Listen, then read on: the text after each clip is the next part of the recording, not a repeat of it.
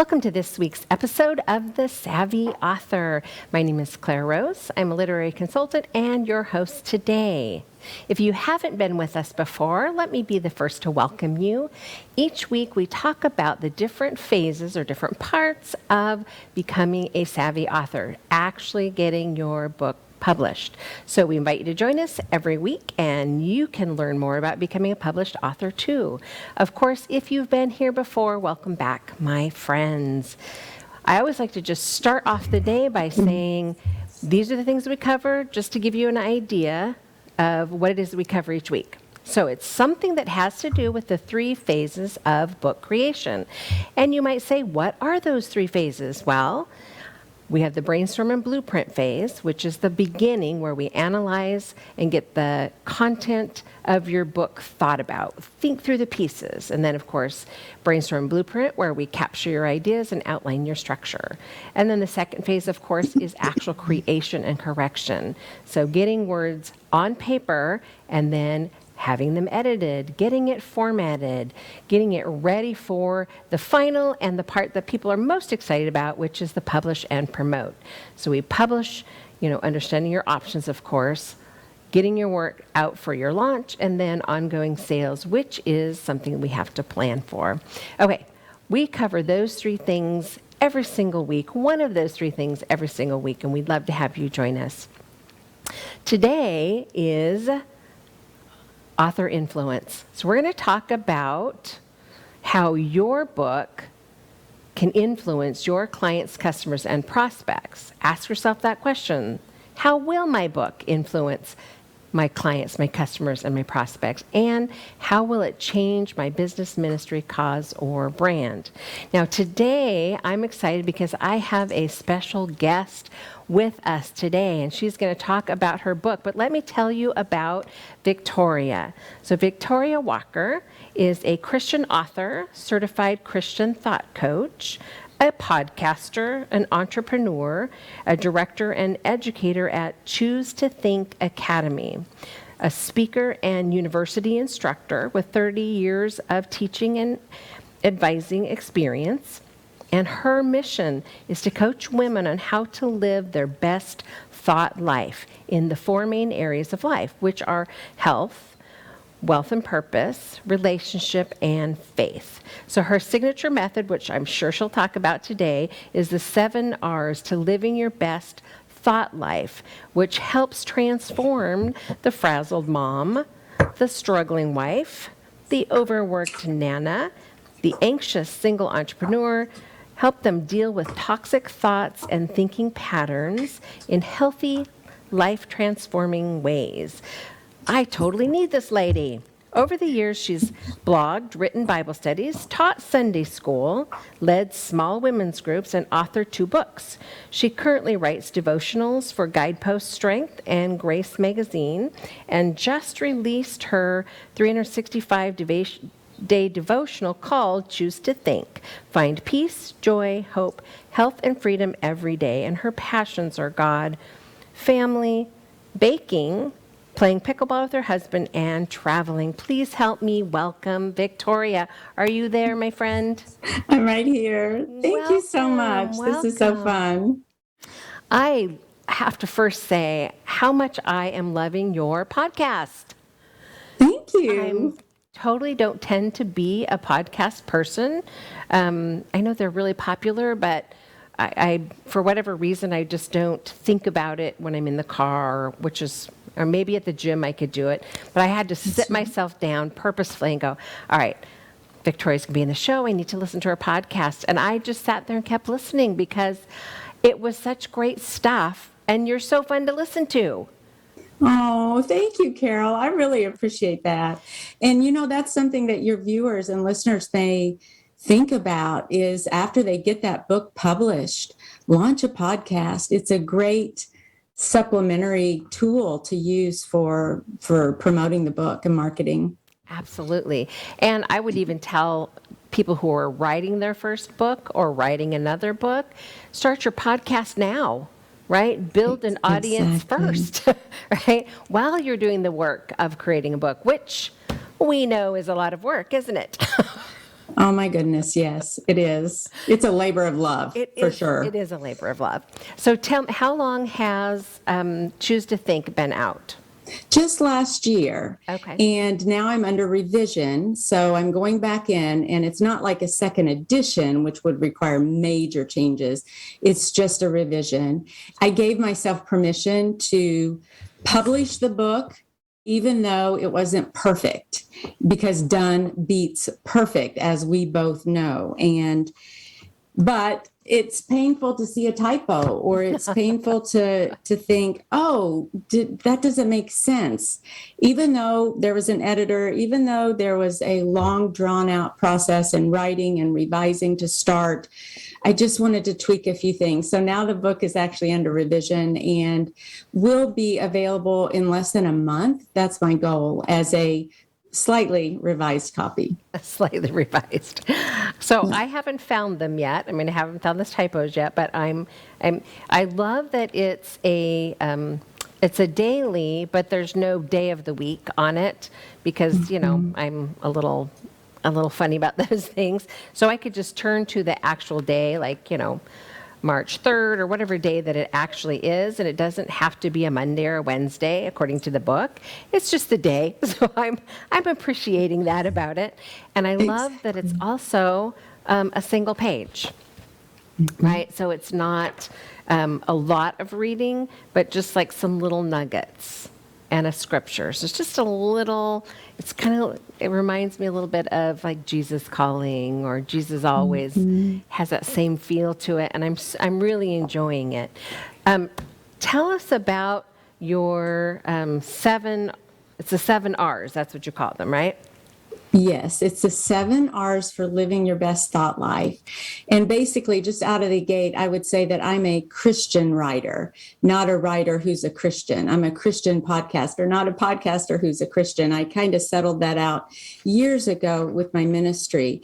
And that's important when we talk about the 7 R's, because the book is biblically based. And matter of fact, the devotionals are from the Bible, different scriptures from the Bible itself to start. But the 7 R's really, Carol, is a method. It's a process of helping my readers actually take thoughts captive and have that renewed mind. The Bible tells us that we have the mind of Christ, which is astounding to me, absolutely astounding. As a woman, I can be emotionally driven, and I learned several years ago to actually back up the train and not let my emotions drive me in directions that I didn't want to go. And it really began with thoughts, taking those thoughts captive. I came through a depression in 2016, which really launched all of this in my ministry, because I could go through hormonal replacement therapy or antidepressants, but a dear mentor friend of mine suggested that I learn what it means to take thoughts captive. So that's really when the journey for me began. And from there, over the years, I developed this method. Now, I'll tell you that people don't want a method necessarily. They want the end result. They want the transformation. But it is these 7 R's are really a companion tool with the devotional that I can give the readers in just a single page printout, so they can remember what these 7 R's actually are. So it is a process, and it may seem a little cumbersome to work through it, but it is the method that I used in my life to find the peace, the hope, the joy, optimal health, and freedom every single day, so that I'm not driven by my emotions, my feelings, so that I can put on Christ, that I can adopt his mindsets, that I can be extremely cognizant of what it is that I'm thinking about day after minute by minute by minute. Apparently, scientists tell us that we have anywhere from 6 to 60,000 thoughts every day, and many of them are repetitive and negative. But God tells us it doesn't have to be that way. We may have that many thoughts, but we can learn, we can actually rewire our brain. Literally, scientifically, a thought is actually made up of proteins in our brains that can be seen on scans. And so this is wonderful news, especially if you find yourself in a rut, if you're depressed or anxious, if you're fearful. God has something so much greater in mind for you. So it can change, it can shift. And these 7 R's walk you through exactly how to do that in a nutshell. And so basically, they're all R's. The first one is recognize what you're thinking about. And I'm going to buzz through these. The second one would be to reject anything that's not true. So often we believe things that are not true or that may not be true. They may not even have an element of truth in them, but we believe them. We also may believe or partner with the enemy of our soul when it comes to thoughts we say about ourselves, like I'm not enough, or I'll never make it, or this book will never, be anything. Why am I writing this book? What's this all about? It won't matter. We tell ourselves those kinds of things, and they're not really true. Instead, the second, after we reject that, then we learn to replace those thoughts with God's truth. And an easy way to do that is to ask yourself, is this thought what God says about me? Is it what he says about himself? And is this thought what God says about my circumstance? And if the answer is no, then why do we want to spend our precious emotional energy charging up and firing those thoughts that lead us to darker places and unhealthy, anxious kind of places? I don't want to do that. And then the fourth R would be to repeat that process. So we have to recognize, reject, and replace over and over and over again. And after a series of days, believe it or not, that thought weakens in our brains. And the replacement thought strengthens. And so you'll find yourself thinking fewer thoughts like I'm not enough, or this, I'm a failure, I'm always going to be alone, or God doesn't care about me. All those thoughts that aren't true, they grow smaller and smaller and smaller, literally in your brain. And the thoughts that echo and support and underscore God's truth grow stronger and stronger. And before you know it, that transformation has occurred. And that's what we're after, is that transformation. Then number 5 would be to rejoice. Rejoice that God is doing this wonderful work within you, and that your mind and your brain literally are being renewed. We have to rely. That's the 6th R. We have to rely on God in this process. It's not about me and my gumption and, I've just got to get it right and I've got to do all this on my own. God will help you in that process, as he will help you with any emotion or hard time that you may find yourself in.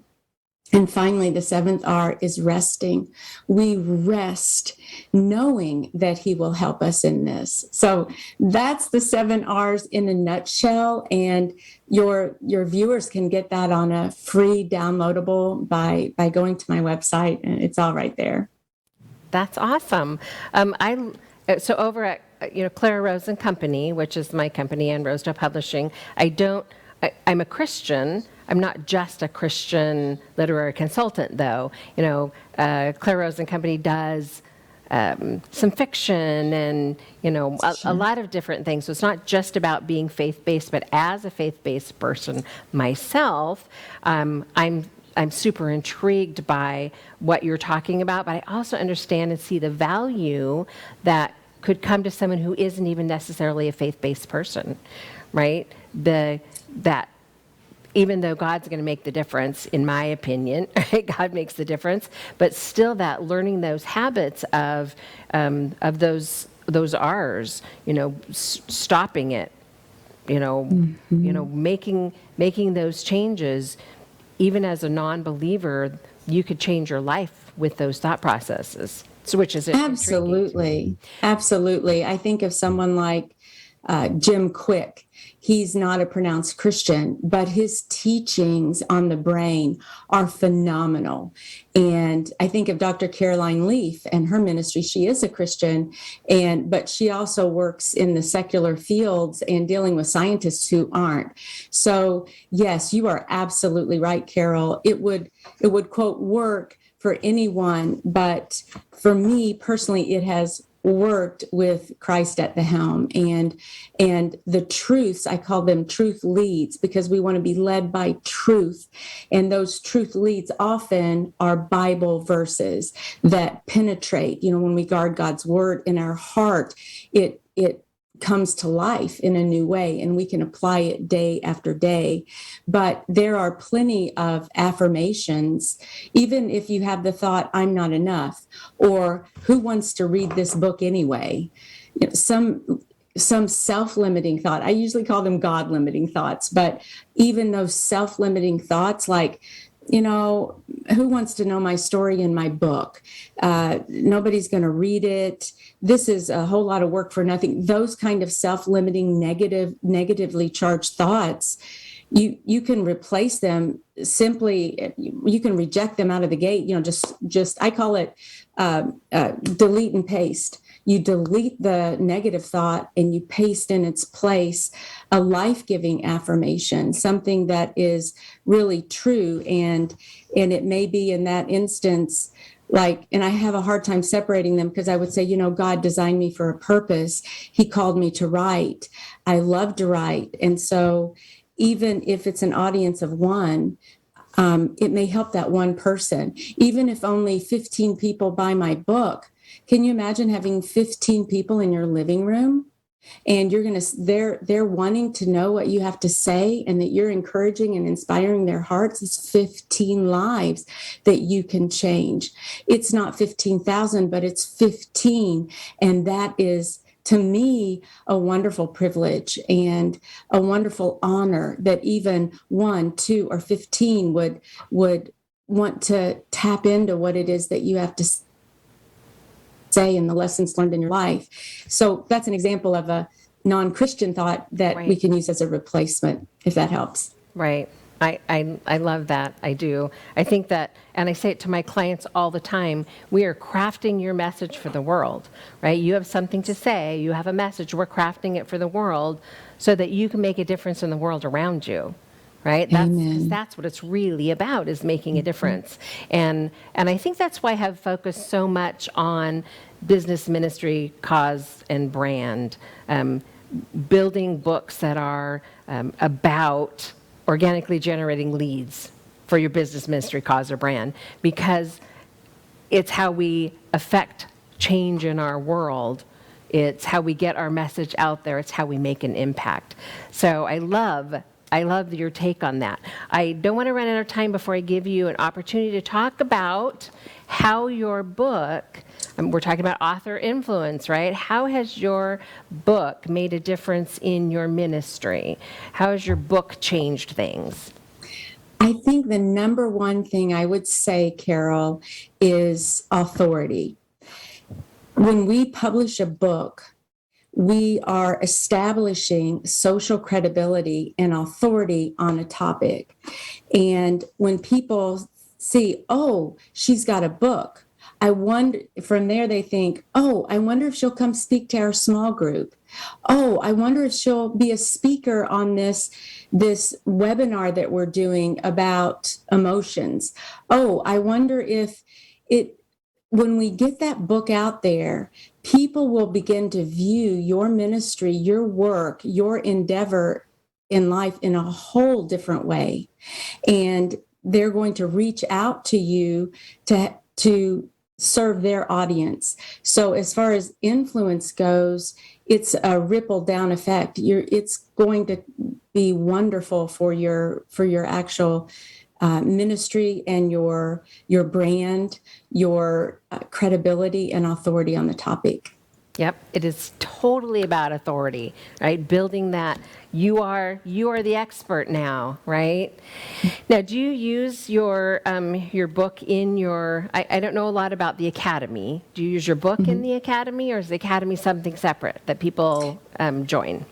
The academy is, I have one course there at present, and it's actually, sounds kind of odd, but it's Choose to Think When Your Soul is Hungry. And it's actually about overcoming food fixations, eating disorders, body image.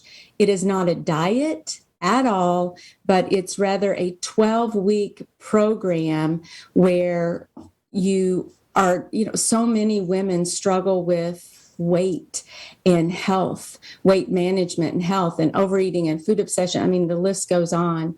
And so it's perfect for a small group. Matter of fact, recently a church in Lexington, their small group ministry, they had a ministry that they wanted to use the course. So they bought the course, and those ladies went through it. There were maybe 15 of them going through the course, or maybe fewer than that. But anyway, so it parallels, the 7 R's are embedded within that actual course. And I reference or allude to the devotional. Now, that course is a launch for one-on-one private coaching with me, or even group coaching, where I can help with those sticky issues. We can reframe thoughts. We can look for patterns in thinking that are unhealthy. We can find new ways to deal with difficult life scenarios instead of going to the bag of Doritos. So that's the nature of that course. It seems a little bit off, but the 4 areas that we deal with, health is definitely one of them, health and exercise, because believe it or not, there are neurons, there are brain cells in your gut. And there's a vagus nerve that's a direct hit line from your gut to your brain. And that nerve transports, when you eat, what you're eating, some of it shoots right to the brain. So it's very curious to me. And we want to come at life with all 4 of those areas. We want to choose to think in all 4 of them. So that's one little tangent that from my own personal experience years ago in college, and even throughout some of my adulthood, just my struggles with food. That was how I overcame those. And actually, food really has nothing on me now. And so I walk in victory when it comes to food issues. So in your ministry, do you see down the road having other courses as well? Absolutely. Yeah.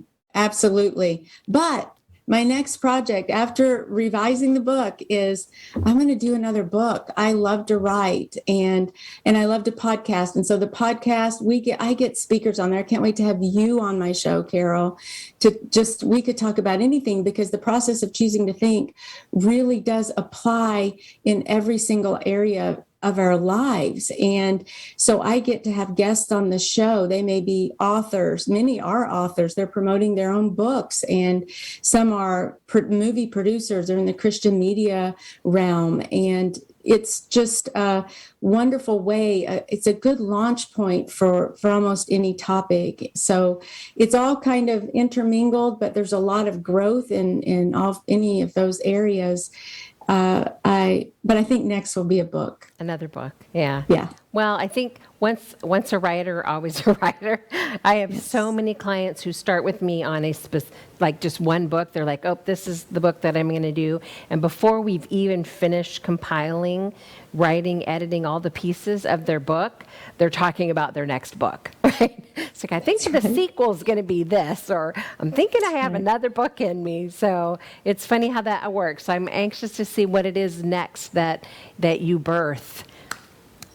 I'm sure it will be amazing. Yeah, it's going to be another Choose to Think, maybe marriage. I'm not sure. Oh, it'll be another devotional. So very nice. Yeah. Well, we are just about out of time, but thank you so much for taking the time to come on the Savvy Author Show. I look forward, of course, to being on your podcast and talking about, Clara Rose and Company and Rosedale Publishing, and how I work as a literary consultant with the authors that I work with. I have a couple of clients that I think are going to be perfect to come on your show as well. So don't forget to have me get those names to you. I think that they would do well with the exposure, and I think they'd perfect perfect guests for your audience as well. So thank you very much for being here this morning with me, or this afternoon. I don't even know what time it is. I appreciate your time so much. Oh my, Clara, I really appreciate your time. And I just want to encourage your viewers. What you are doing, Carol, for them on behalf of them is positively amazing. Writing a book is challenging. Sometimes I challenge myself, though, even with that thought, and say, Victoria, what if this were easy? What if this were really easy? And I'm just kind of making it hard. And that kind of lifts some of the pressure off sometimes. But it is critical to have an editor. It is critical to have other eyes on your work. It is, if you have this little idea for a book inside you, reach out to Clara and allow her to speak, put light the flame under that and breathe life into that, because having someone else to journey in this book writing process is absolutely critical. And what you're doing, Clara, is you're like the torch bearer and helping so many people reach their goals and reach their dreams. And then after the fact, when you get your copy of your book, you're going to be like, oh my goodness, look at this. It's a major thing in someone's life to write a book, and it's important and it's critical, and you have something to say that somebody needs to hear. So I hope that you can allow Carol to, if you haven't already, to help you in that process. She has the experience to really pour into your work and into your life, and to make a difference, and maybe even in the legacy that you leave. So that's pretty amazing. Thank you so much. Thank you. We will talk again real soon, my friend. Okay. Thanks for being with me. Thank you. Bye-bye. Wasn't she amazing? I totally have to spend some more time with her, get to know her better. Thank you guys for joining me every single week to learn more about getting your book out there, but also for these special times when we can have other authors on the show who can talk about how writing a book has changed their business, ministry, cause, or brand, and just it encourages you to develop that for yourself. And of course, I would love to be a part of the process if you're interested at all. If you are looking for some help, we have two ways that you can get some help from us. One, you can work with me directly. You can hop on over to clararose.com and send me a message there, or hop on my calendar, or you can sign up for the wait list at clararose.com/waitlist for the next time we launch the Savvy Author Mentoring Program, which is a group program. We are out of time, my friend. I'm going to see you next week, right here, same time, same place. Thanks for joining me.